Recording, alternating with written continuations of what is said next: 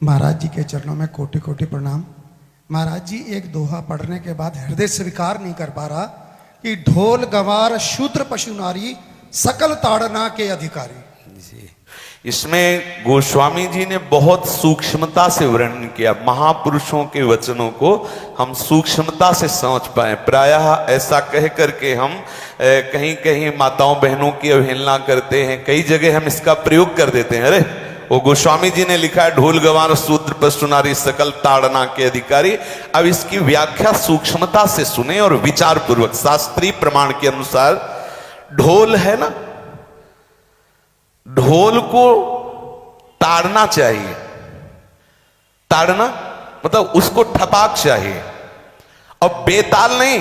शास्त्र सिद्धांत के अनुसार, संगीत शास्त्र के अनुसार तभी वो राग प्रकट कर पाएगा, तभी वो बजेगा। ढोल को हाथ जोड़ के बोलो कि साहब आप बज जाएं, नहीं बजे, उसको ताड़ना चाहिए। अब ताड़ना शब्द चारों में एक जैसा नहीं लगेगा। शब्द एक ही है ताड़ना, लेकिन ताड़ना के अर्थ अलग अलग हैं। जैसे कनक है, एक ही शब्द है कनक, लेकिन कनक कनक ते 100 गुनी मादकता अधिकाय, वा खाए बोराए जग या पाए बोराए। बोले कनक ही शब्द है। जैसे ताड़ना शब्द का हम प्रयोग केवल वही समझे कि ताड़ना देना ही नहीं, उसका अर्थ अलग अलग है। जैसे कनक शब्द है, कनक को सोना भी कहते हैं और कनक को धतूरा भी कहते हैं। कनक को धतूरा भी कहते हैं। एक कनक है जिसके खाने से बावरा हो जाएगा और एक कनक है जिसके पाने से बावरा हो जाएगा। कनक शब्द एक ही है, लेकिन दोनों का अर्थ अलग अलग हो गया। ऐसे ही ढोल में ताड़न का तात्पर्य है उसको पीटना, लेकिन वो शास्त्रीय संगीत के आधार पर उसको ताल देना। ताल देने से ही वो राग प्रकट करता है, आनंद की उमगन करता है, ना कि प्रार्थना करने से। समझ रहे? अच्छा, गंवार, गंवार कहते हैं विवेकहीन पुरुष को। विवेकहीन पुरुष को कोई कार्य दे दो और उस पर दृष्टि न रखो तो कार्य नष्ट हो जाएगा। वहां ताड़ने का तात्पर्य उसको पीटना नहीं है। उस अविवेकी गंवार पर दृष्टि रखो।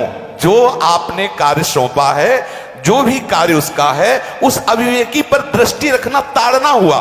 उस पर दृष्टि रखो, क्योंकि वो अविवेकी है, गंवार है, वो कार्य प्रणाली ठीक जानता नहीं। आप जहां त्रुटि होता संभाल लेना तो वो संभल जाए, क्योंकि वो गंवार है।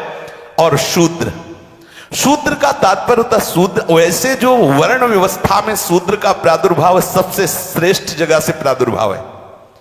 वर्णन आता है ब्राह्मणोष मुखमाशी बाहु राजन्य कृतः उरुददस जद वैश्या पदभ्याग्रम शूद्रो जायत। भगवान के श्री चरणों की ही वंदना होती है। प्राय आपने देखा सबके श्री चरणों की, और शूद्रों का प्रादुर्भाव श्री चरणों से हुआ है। कोई ऐसा न समझे कि शूद्र का मतलब निकृष्ट होता है। यहां शूद्र का तात्पर्य जब से किसी से कहते हैं कि शूद्रवत आचरण करता है, मतलब शास्त्र विरुद्ध, सदाचार के विरुद्ध आचरण करना शूद्रवत आचरण की तरफ संबोधन किया जाता है। यहां कहा गया कि शास्त्र की सम्मति, शास्त्र के शासन के अनुसार आचरण हो, सदाचार परायण हो। शास्त्र जिसके लिए जो विधान करता है, शास्त्र शासन स्वीकार करना, यहां शूद्र के ताड़न की बात कही गई। यहां शूद्र ताड़न का तात्पर्य डंडे से प्रहार करना नहीं, समझना। और जो चौथा कहा गया नारी, अगर स्त्री को हम ये कहें कि ताड़न से ही वो केवल काबू में रहती है, तो राष्ट्र में अपने प्रसिद्ध लक्ष्मीबाई जैसी कोई सामर्थ्यशाली वीरांगना, कोई वीरों सामने बड़े बड़े वीरों के दांत खट्टे कर दे, ऐसी बहादुर सिंघनी हुई, अंग्रेजों के दांत खट्टे कर दिए। अगर कोई समझे कि नारी केवल ताड़ने के लिए है तो उसकी मूर्खता है। पुरुष और नारी का समान प्रादुर्भाव हुआ है। भगवान ब्रह्मा के श्री अंग से दाहिनी तरफ से महाराज मनु और बाईं तरफ से उनकी पत्नी उनका प्रादुर्भाव हुआ शतरूपा। शतरूपा, अब आप बोलो एक ही शक्ति के दो भाग हो गए, एक पुरुष रूप धारण कर लिया, एक नारी रूप धारण कर लिया। अब यहां विचार जो है कि उस नारी के ऊपर ताड़न शब्द का क्या प्रयोग है। जैसे आप मार्ग में चले जा रहे हैं और आपने दृष्टि चूक कर दी और नारी आपकी स्त्री पीछे चल रही, तो कोई हमला कर सकता है, क्योंकि वो रत्न है। 14 रत्नों में एक रत्न स्त्री रत्न भी है। स्त्री को रत्न कहा गया है। भगवान श्री राम जब वनवास में जा रहे हैं तो सिया जी को आगे नाव में जब चढ़ाना होता तो पहले सिया जी को चढ़ा, सीए चढ़ाई चढ़े रघुराई, पहले आगे। दृष्टि रखो, दृष्टि चूक गई तो रत्न है, यहां दृष्टि रखना। शासन मतलब उसकी पिटाई करना नहीं कि जैसे ढोल को पीटा जाता है ऐसे स्त्री को पीटा जाए, शूद्र को पीटा जाए तो गंवार को, ये व्याख्या नहीं है, ये मूर्खता है, इसे व्याख्या नहीं कहते। जैसे कनक शब्द के कई अर्थ होते हैं, ऐसे ही ताड़न शब्द का यहां अलग अलग प्रयोग है। स्त्री के ऊपर दृष्टि रखो। किस भाव की दृष्टि रखे? क्योंकि वो हमारे यहां रत्न की तरह है, कहीं कोई ऐसा ना हो कि कुदृष्टि वाला कोई उस पर हमला कर दे। पाणी ग्रहण संस्कार में रक्षा का भी सूत्र बताया जाता है कि आपको अभी ये समर्पित है, आप इसकी रक्षा करें। हमारे शास्त्रीय सिद्धांत में देखो कभी भी स्त्री को अकेला छोड़ने का सिद्धांत नहीं पाया गया। अगर शास्त्रीय सिद्धांत, बच्ची है तो माता पिता के शासन, थोड़ी बड़ी हुई तो भाई आदि के बीच में, और बड़ी हुई तो पति के, और बड़ी हुई तो पुत्रों के, मतलब एक सानिध्य का एक दृष्टि रखी गई है कि यदि आप अपनी दृष्टि में रखेंगे तो उसका अमंगल नहीं होगा, उसका हित नहीं होगा। ये जो जैसे मानो कोई सी स्त्री को अकेला कोई पा गया और कुमार्गामी वृत्ति वाला हुआ, तो आज जो घटनाएं सुनने को मिलती हैं, अगर हमारी दृष्टि हो उस पर तो ऐसा नहीं हो सकता। और दूसरी बात यह है कि स्त्री को बुद्धि स्वरूपा भी माना गया। भगवान से भीष्म जी कहते हैं, मैंने अपनी कुंवारी कन्या बुद्धि को, हमारी कुंवारी कन्या है बुद्धि, सदैव सुरक्षित रखा है, आज आपके चरणों में समर्पित करते हैं। तो शास्त्र शासन के द्वारा बुद्धि को सदैव अपने अधीन रखो, कहीं बुद्धि कुमार्गामी ना हो जाए। यहां स्त्री के ताड़न का केवल एक सूत्र है कि आप उस पर दृष्टि बनाए रखें, कहीं स्त्री रत्न कहीं अपवित्र ना हो जाए, कहीं दूसरे का किसी तरह से कुमार्गामी लोगों का ऐसा कोई बर्ताव ना हो जाए, इसलिए सावधान। वहां उसको पीटने का शब्द नहीं है कि ढोल गवार शूद्र पशु नारी सकल ताड़ना के अधिकारी। ताड़ना का तात्पर्य वहां पीटना नहीं तो विद्वता में देखो तो एक से एक, साधुता में देखो तो एक से एक, वीरांगना देखो एक से एक, ऐसा नहीं कह सकते, क्योंकि जो सामर्थ्य पुरुष में वही सामर्थ्य भगवान ने स्त्री में भी दी,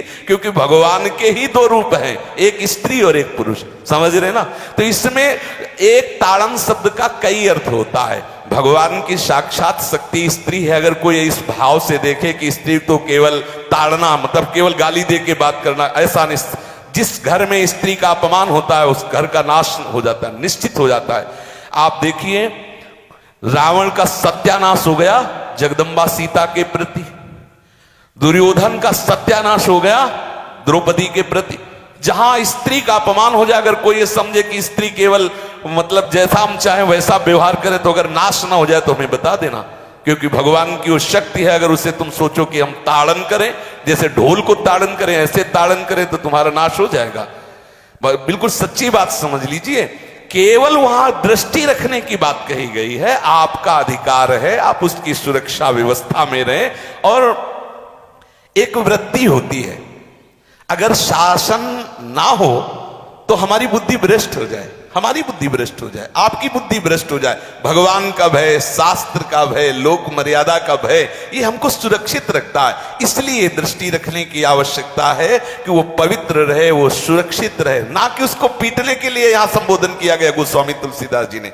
इसलिए सावधानी पूर्वक अपनी वृत्ति को पावन रखते हुए महापुरुषों के वचनों को समझने की चेष्टा की जाए। गोस्वामी जी ने जो यहाँ कहा, ढोल गवार शूद्र पशु नारी सकल ताड़ना के अधिकारी, तो ताड़ना का अलग अर्थ है, अलग अलग। जैसे ढोल में ताड़ना, तो वैसे ही सब जगह नहीं ताड़ना लगेगी। आप देखो पशु जो है, चालक जो घुड़सवार होता है उसको ताड़ना एड़ी से देता है। अपने चालक जो होता है घुड़सवार एड़ी से, किसान जो होता है वो बैल को बोलता है दाहिने, जैसे हल जोतने होता है बाएं, वो भाषा समझता है, बाएं मुड़ जाए, और नहीं मुड़ता तो पीछे अरई है एक छड़ी, उससे वो इशारा देता है, वो समझ जाता है। पशु को अपने इशारे से चला लेते। अब उससे कहे, खड़ा होकर हाथ जोड़ के कहे कि भैया बैल देवता अब थोड़ा दाहिने मुड़ जाओ, तो नहीं मुड़ेगा। जब लगाम पकड़ी और थोड़ा ताड़न किया और बोले दाएं, तो फौरन दाहिने मुड़ गया। आप देखो जो बैलगाड़ी चलाते हैं, घोड़ा गाड़ी चलाते हैं, ऊंट चलाते हैं, तो पशु शासन के द्वारा उसको इशारे से किधर चलना है उसको इशारा बता दो। अलग अलग जगह इस ताड़न शब्द का अर्थ प्रयोग किया गया है।